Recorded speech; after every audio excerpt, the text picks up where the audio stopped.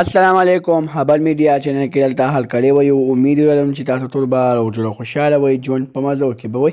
دوستانو مینوالو دا مونږ کمې زمانې ته پاتې شو. اخره زمانه شروع شوله. یو ظالم خاوند خپله د دوو بچو ښځه ډېره زیاته په بد حال سره قتل کړه.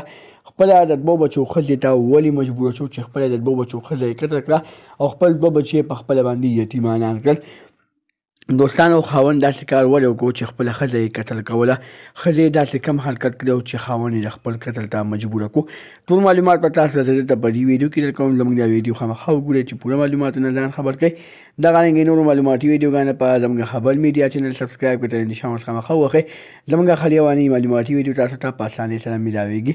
دوستانو مینوالو د ظلم انتها شوې ده. یو بله ډېره زیاته افسوسناکه ډېره زیاته دردناکه واقعه رامخته شوې ده چې یو ظالم خاوند خپله ښځه، دوستانو چې دوه بچي یې ترېنه دي، د دوو بچو نه باوجود هم په خپله ښځه باندې شکونه کوي او خپله ښځه د شک په بنیاد باندې ډېره زیاته په بد حال سره قتل کوي.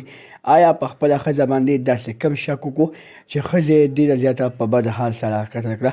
خاوند وایي چې زما ښځې به غلط کارونه کول چې ما ته کله محسوسه شوه چې زما ښځه خو غلط کارونو باندې شروع شوې ده، نو د هغه غلطو کارونو د وجې ما له ډېره زیاته غوسه راغله. ما په هغه غوسه کې خپله ښځه ډېره زیاته په بد حال سره قتل کړه. بلکې حقیقت دا و چې ښځې غلط کارونه نه وو کړي او نه یې ښځې غلط کارونه کول. ښځې به یې خپل دوو بچو تربیت کولو، خپل دوه بچي به یې سکول ته لېږل، د هغوی حفاظت به یې کولو. خو خاوند یعنې خپله ښځه نه وه خوښه. د هغې بلې جینۍ سره لین شروع شوی و. د هغه بلې جینۍ واده کولو لپاره خاوند خپله ښځه ډېره زیاته په بد حال سره قتل کړه.